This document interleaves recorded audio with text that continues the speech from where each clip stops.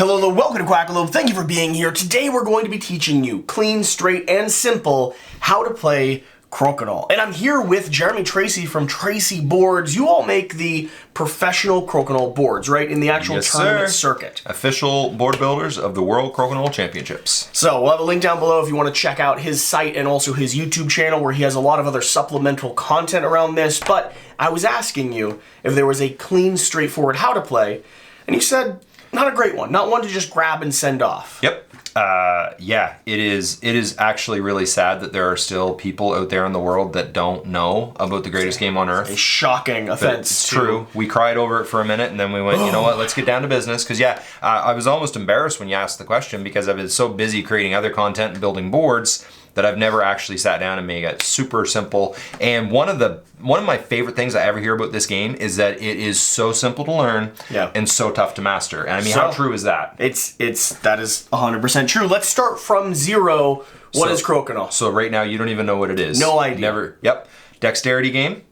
You and I are going to take turns shooting our buttons. These are the buttons? Buttons. Okay. Until we've each shot all of our buttons. I have 8 buttons on my side of the board. Yes, and I have 8 buttons. Now, normally, you would sit directly across from me, and I would sit here. That's how you play singles. If you played doubles, partners would sit across from each other, opponents would sit that way. Now we're sitting side by each, but it's fine for teaching. Okay. First thing is that every time it is your turn, you need to start with your button touching the shooting line. Somewhere in your quadrant. So this is my quadrant here. I need to be touching that shooting line somewhere in my quadrant. Now here's something that there's a little bit of confusion about. You are actually allowed to come, so this is my quadrant, I'm actually allowed to come all the way over here because I'm still touching the shooting line and I'm touching my quadrant line. You're still touching your quadrant. Okay, interesting. I'm allowed to go that wide. You'll understand why. Normally, you're going to be shooting just right straight here, but there are different situations you're going to need to get different angles around the board. And I can go as far up as I want or as far back as I want. But you need to be touching that shooting line. Okay. That's how it starts. If, when it is your turn, there is no opponent's button on the board, which would be the case when you take your very first shot, you have to, what we call, play to the middle. Your shot needs to end up within this circle or at the very least touching this line. Touching that line counts though? Yes. Okay. In the middle counts. That's great, but you don't have to. You just need to be somewhere in this circle or touching the line. So when it's your turn, there's no opponent's button on, you come up here, boom, off. That'll go into the gutter? Go into the gutter, worth nothing.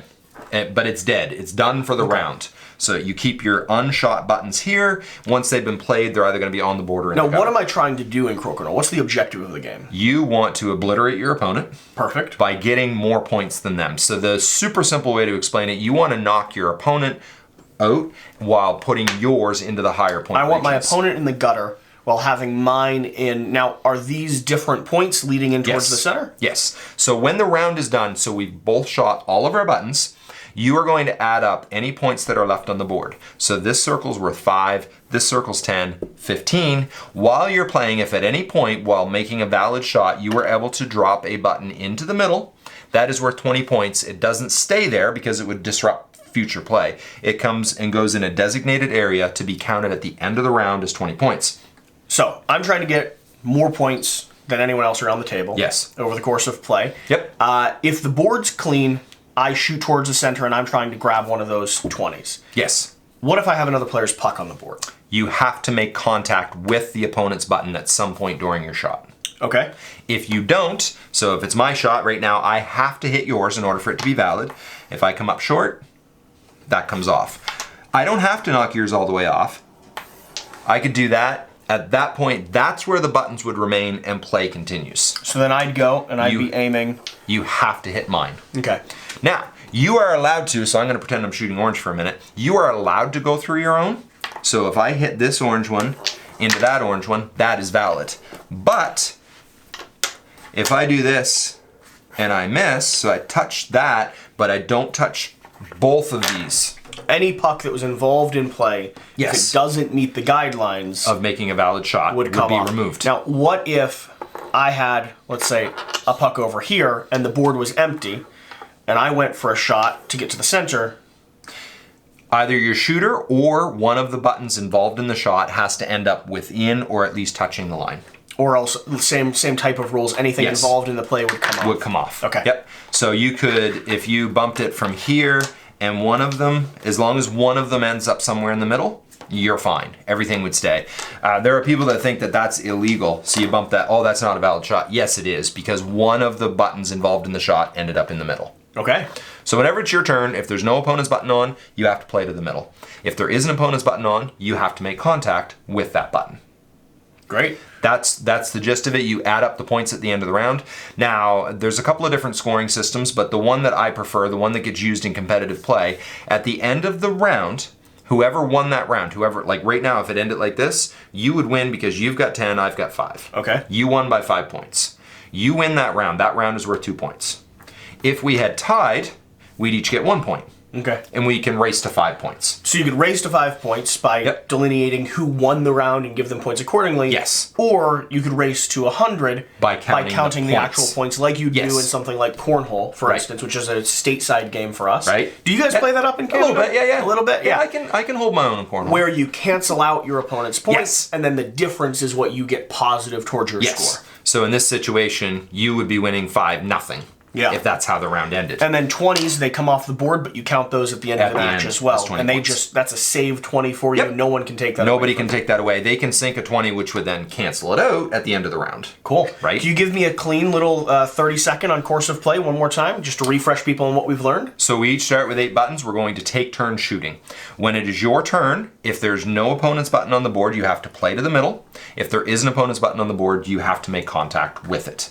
At the end of the round, any 20s that were sunk, as well as any points left on the board, get added up to see who got the most points. And one thing to clarify, I get this question a lot, if a button is even barely touching a line, it counts as the lower point region. Okay. And it is not how it looks from above, it is how it looks from here. So right there, you can see a little tiny bit of board, that counts as in. So if during play it ends up on that button, it gets knocked off because it's worth 0, and you don't want it to interfere with future shots. Okay. So that's the simplicity. When you start playing competitively, there are things like, wait for it, the 1 cheek rule. You are not allowed to move your chair. Once the game starts, you're not allowed to move your chair. Okay. You are allowed to move around in your chair, but you have to have 1 cheek in contact with the chair while you shoot. I mean, judges get paid big bucks. I'm joking. To watch the cheeks? Yes. Yeah. And I mean, honestly, when you're playing at a top level, sometimes the cheek goes almost down to the back of the knee. Like, you're just supposed to leave your chair and you're supposed to be touching some part of the chair while you get over to shoot at different angles. There's rules like that people get a kick out of. Honestly, when a new person is playing, if they stand up to shoot, I don't say anything. I just want them to flick and have fun. Sure. So, real quickly, the actual flicking, I have a 14-minute video on my channel to teach all the different ways to flick. Most people use their index finger. I am a second finger shooter. There's no rules. It's whatever you find comfortable. I also use my thumb to create a little bit of pressure, come up nice and close behind, and it's more of a push than a strike. Yeah, for me, I actually didn't know you could use your thumb to create pressure there. So I've always used my thumb as a bridge on the board itself. Yep. And then I aim and flick like that. And that's perfectly valid now, too. If you have a good Crokinole board, it is not about the amount of power you're flicking with, because it'll end up being way too hard. Yep. That was not even a strong flick there. Yep. A good Crokinole board will respond to, well, whatever movement you give. So even a brush lets it carry pretty far. Yes. That's why you compare it to curling in a lot of ways. Right. So the other way you can shoot is free finger, and you can find whatever flicking style you want, but the biggest thing I always encourage people to do, anchor your hand. Rather than this floating hand with so many variables, it's not illegal to shoot like that, but your success rate is not going to be Get yourself a bridge, either with my thumb or with your flick or with your wrist down here. And yeah, some people will say, oh, should I be straight up and down or should I be this way? I shoot like just where my hand comfortably rests, but that's just what I've found. Andrew Hutchinson, one of the best players in the world, he shoots very straight up and down. It works for him. Lots of top level players shoot free finger. A very common thing I hear when I mention Crokinole, one thing is, what on earth is that? Because people don't know what it is. But people that grew up playing it, they're like, my finger still hurts from playing. And I'm like, well, either one, if not two, of two things are going wrong. Flicking too hard. Yes. Either you had a crappy board that you had to flick that hard. Yeah. Step up. Sure. Get a quality board. And the other thing is that a big mistake people make is they're way too far away. So they're whacking. Instead of one, it doesn't feel very good, and two, it doesn't give you very good accuracy. So up nice and close behind it, give it a push. It should really be more of a push than it is a flick or a hit. And if you have, this is one of those games that can be drastically impacted by having a poor production quality board, because then you have it where it like stalls out. You know, it'd be like trying to play here. I could flick there. I could play Crokinole on the table here, but I got to hit a lot harder to get any type of reaction.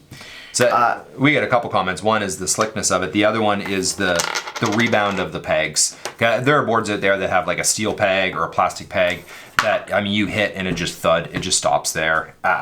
Beginners love the randomness and the chaos. Pros love it because they use those pegs on purpose to bounce off them and come back into the 20. I remember when I first played on one of your boards, the amount of different wings you could get just felt insane.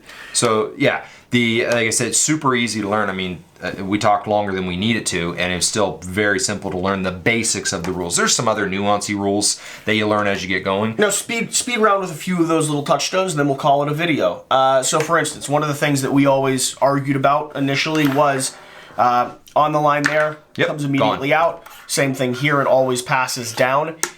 This line here, an important thing to remember, it is in play if it was on that line. Yes. So it doesn't do the counter. That's a little bit counterintuitive. Yes, that is one point of confusion. There are people that think that that's not a valid shot because it would count as the lower point region. Whereas it actually does, because this is what's determining that valid play. The purpose of that play to the middle rule, we call it the no hiding rule. We don't want someone to open with a shot of planting their disc there. Yeah. It's fair play to get play back to the middle. And there's times when you watch the pros play, they will intentionally lose their shooter, and you're watching that and go, why would they do that? They do that because it forces their opponent to come back to the middle to open up opportunities for 20s. Yeah. So, like I said, dead simple to learn, but when you start working your way up through the levels of skill, there's so much strategy and, Any other weird side nuanced rules that people should know as they start diving into it? Yep. Something that's probably going to come up is something we call the damage rule, and that's not when somebody gets mad and flips the table.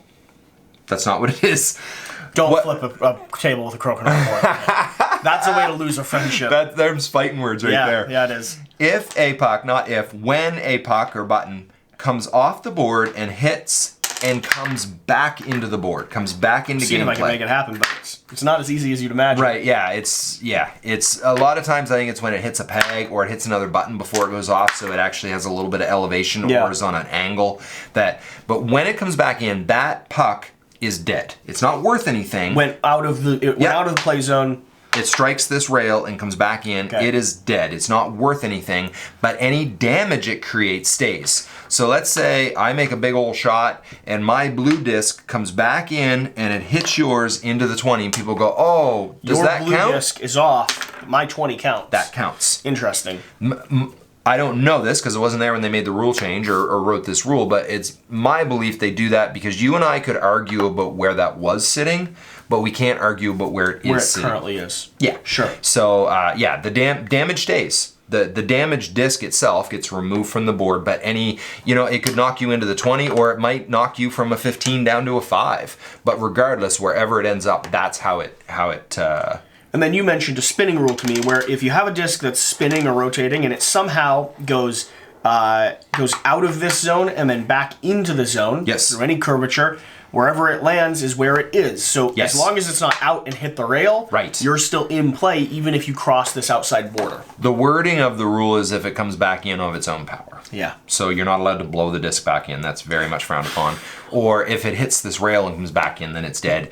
If it hits another button while it's out of play and comes back in, then that's damaged. It's a dead. But on its own, and you do see this, especially on a fast board when people use a lot of wax, it'll get spinning and you don't touch it. You just leave it and you wait and see where it ends up. Wherever it ends up, that's its value. And I guess the last few things I would note in anything that you have is all this dust stuff you see around the edge, this is actually going to be wax. Yes. use that to coat your pucks a little bit, to give them a little bit more of a glossy slide. Yep. And then there's a finish that you can put on your board, which is really just a car wax. You have references to it over Yes. on your site. Yep. Be careful about what you purchase because you need the right product. That's right. However, giving your board a extra polish, whatever board you have, will help the slickness and dexterity of the gameplay experience.